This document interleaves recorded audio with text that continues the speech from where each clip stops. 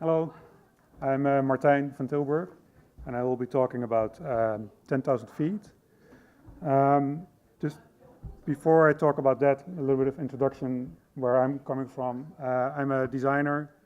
I started my career at Microsoft designing productivity tools in the Microsoft Office team, so Outlook, PowerPoint, SharePoint, those kind of tools, as well as Windows. And after doing that for 9 years, I joined two friends who started a design firm called Artifact, which is a user experience design firm in Seattle. And did that for 6 years, where we designed products for other software companies, as well as kind of like figuring out kind of like how to create a culture and how to build a company that is conducive for creativity. And then 2 years ago, I founded a company called 10,000 Feet, where we try to make tools that help with this creativity. And so really what we're into now is what I would call kind of like the business of creativity, and what we can do around that.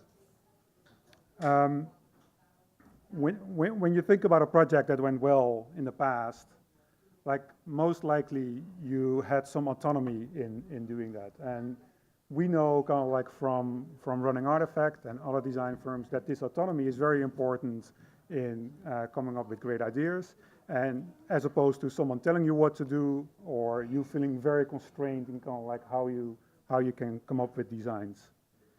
Like in order for people to be autonomous, there needs to be transparency. It needs to be very clear what the requirements are, how much money is there to do this project, or how much time is there, who works on it, who's available to work on it and help you with it. And of course, autonomy is not like doesn't mean you do it by yourself. Like great design happens in collaboration. So teams need to be autonomous as well within organizations.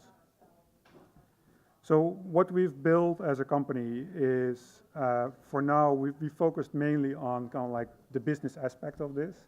So it's a resource management tool and project planning tool that helps people run projects and figure out kind of like who works on what. And I'll give you a quick demo.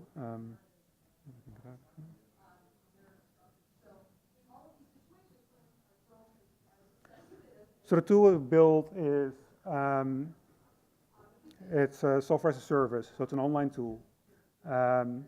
And what you have is kind of like all the people that you work with within your organization. And so here are all my team members for this fictitious organization called Torque Design Group. And the other aspects that are, or the other things that are going on within this company is all the projects that are going on. Each of these projects have status pages that tell you exactly who's working on it currently, or who worked on it in the past, who is upcoming to work on it, like what the overall plan is for the project at a high level, so like what the different phases are. And then for certain types of companies, like let's say as a consultancy, it's important to keep track of how much money you spend within this project. So we keep track of that as well. So here, for example, you can see that we quoted $160,000 to our client. So we want to make sure we don't overspend in terms of hours. And we do that both kind of like future looking, so like people that you assign to the project, like what's the impact going to be of that on the budget, as well as looking in the past, like what actually happened in, like how many hours did people actually spend on each of these projects. In addition, there are kind of like high-level tasks and notes on the project as well. So each of these projects has a page like this, and people work on different projects. And where it comes together is on the schedule, where now you get to see kind of like who works on what. This is kind of like a large canvas and timeline that you can just kind of like pan to look in the past or look in the future, zoom in and out. And for example, here I can see that Anne works on this project green, which she splits her time with this other project, and she becomes available in October. So now when you have a scenario like a new project comes in, when can we start this? You can filter this to find out kind of like who's available when. If you need specific rules, you could say like who's available this week, for example, and figure out kind of like who could work on the project, or if you need a specific, like let's say you need a design director to start the project, you couldn't start the project without the design director, you filter it down to that and figure out kind of what happened. So let's say I assign a project to Anne, she's going to work on this launch campaign. I select it, like so when I add this assignment to Anne, it will immediately calculate what the impact would be on the project. So when I go back to the status page of the project, I would know kind of like how many hours and money we're sinking into this. Then each of the team members have their kind of like individual pages with kind of like a timesheet, and we do it a little bit different here in that, you know, if people worked according to the plan, they can just hit kind of like the confirm button. If this is what I did kind of like on Wednesday, and well, this person is going to go on vacation, but like the week after, he's supposed to work 8 hours kind of like on each of these projects. If it didn't happen like that, you can change the time and do that as well. And the last part of the project is analytics. So you can figure out kind of like across all your projects whether they're on budget, which ones are over. And you can do kind of like further analysis, a little bit modeled after pivot tables, where you can, for example, look at like which client is always going over. So maybe we shouldn't like, or we should quote them higher, or which types of projects are always going over. So for example, here I'm looking at all the projects and time incurred. I can pivot this by client and say, well, these are all the hours incurred for the client, and then secondary group it by project, where now I can like, it splits it out. So you can pivot this kind of information kind of like in different ways to find answers, to figure out kind of like what's going on within your team.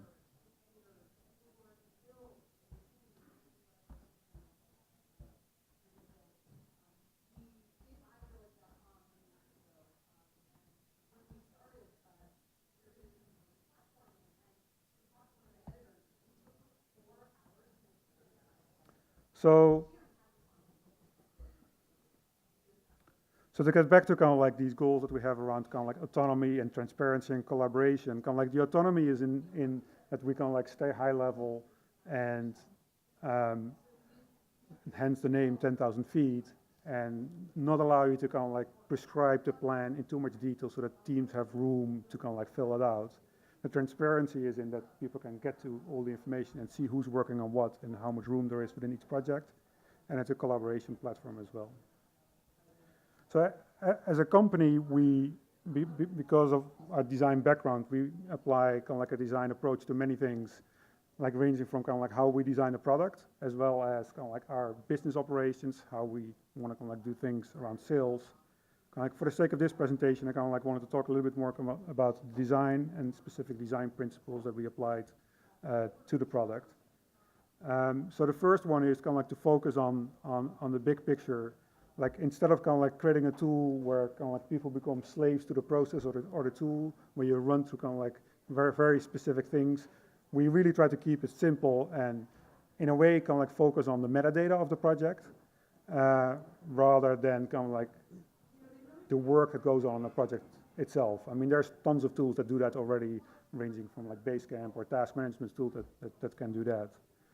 Kind of like a second principle that we apply is to be different where it matters. You can think of it kind of like what's kind of like the core of a product, and what's kind of like the and can you design kind of like a hero control around that, and not innovate in all the places where it doesn't matter. So when it's like settings or like use kind of like table stakes UI that everyone understands, but then when there are areas, so in our case it's kind of like the schedule, we want to do it quite a little bit differently and come up with maybe new UI controls as well. And in this particular case, like the picture shows, like we wanted to kind of like have like a 30-foot recognition of the app, so you could see when someone's running the tool like across the studio that it is our product. So from a brand perspective as well. And then kind of like the last aspect is to make it more walk up and use.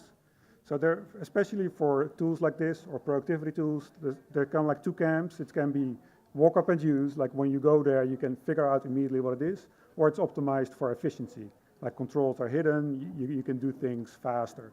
So we really want to make it in a way that everyone could get the information out like as fast as possible. You don't need other people to run the reports in order to make the transparency aspect work. So we launched the product 2 years ago, and currently we have around 600 organizations, mostly design firms, marketing firms, like software firms that use the tool to run their business, ranging from consultancy, but also kind of like internal UX teams that need to communicate up in management who's working on what and when there's availability within the tool. That's the end. It's me. If you have any questions, you can also email me, but also right now I'll take some.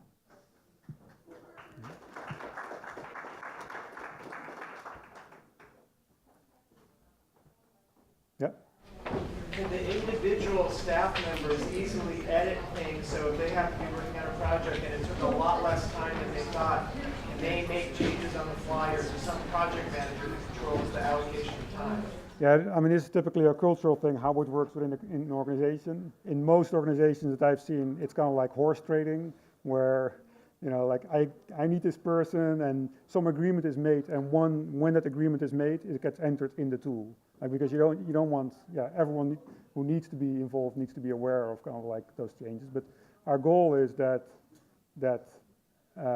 most people have the right access level so that it becomes a more democratic process rather than like one thing that we see as well is that, let's say, like a visual designer on a project knows it needs more work or more input, they can see someone is available because they have access to the schedule, and now they can lobby for that person to come on the project and help out. So it kind of like pushes some of these decisions down into the organization.